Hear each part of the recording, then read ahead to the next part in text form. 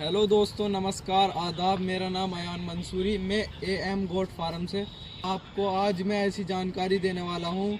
बकरी जब बच्चा देती है तो जेल गिराने में ज़्यादा दिक्कत होती है। बकरी को जेल नहीं गिराती, जैसे 1 घंटा हो जाता है, 2 घंटे हो जाते हैं या कभी कभी 5 घंटे भी हो जाते हैं।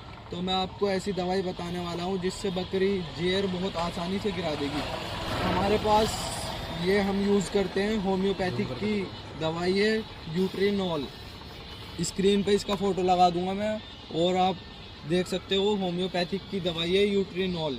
हम अपने फार्म पे बहुत पहले से इस्तेमाल करते हैं, काफ़ी अच्छा रिजल्ट है इसका। आप भी इस्तेमाल करें।